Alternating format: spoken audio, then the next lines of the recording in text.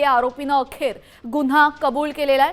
नसरापूर चिमुकलीवर अत्याचार करणाऱ्या भीमराव कांबळेनं पोलिसांसमोर गुन्हा कबूल केलेला आहे।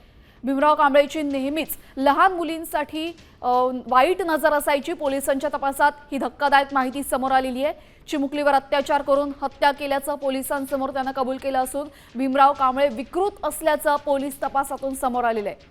या आधी सुद्धा त्याच्यावर 2 गुन्हे दाखल आहेत। 4 वर्षांच्या कारावासाची शिक्षा तो भोगून आलेला आहे आणि लहान मुलींवर त्याची अशीच वाईट नजर असायची हे या तपासात निष्पन्न झालेलं आहे। आता भोर प्रकरणातील आरोपीनं त्याचा गुन्हा कबूल केलेला आहे। मुलीवर अत्याचार करून तिची निर्घृण हत्या केल्याचं त्यानं कबूल केलेलं आहे। आपल्यासोबत आमचे प्रतिनिधी सागर आव्हाड जोडले गेलेले आहेत। सागर, आरोपीनं आता गुन्हा कबूल केलेला आहे, या पुढचा तपास कसा होईल, त्याला शिक्षा कधीपर्यंत मिळू शकते?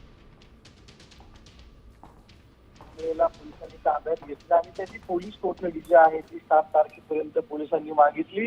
यामध्ये त्याच्याकडे रात्री तपास केला असता त्याने पूर्ण कबुली जी आहे ती दिलेली आहे आणि त्याची नजर जी आहे ती लहान लहान मुलींवरती आणि महिलांवरती होती। ही धक्कादायक माहिती जी आहे ती तपासामध्ये समोर आलेली आपल्याला पाहायला मिळते। त्याने हा गुन्हा केल्याचं पोलिसांसमोर कबूलही केलेलं आहे। आता ज्यावेळेस त्याला कोर्टात हजर करतील त्यानंतर पुढील म्हणजे त्यांनी यापूर्वी कधी अशा घटना केलेल्या आहेत का? 3 घटना तर ऑलरेडी 3 गुन्हे त्याच्यावरती दाखल आहेत। आता पुढील म्हणजे यापूर्वी न केलेले गुन्हे काही तो सांगतो का ही पाहणं महत्वाचं ठरणार आहे। आणि त्यानंतर 15 दिवसाच्या आतमध्ये चार्जशीट म्हणजे दोषारोपपत्र जे आहे ते कोर्टामध्ये हजर केलं जाईल आणि फास्ट ट्रॅक कोर्टामध्ये याची केस चालवली जाणार आहे।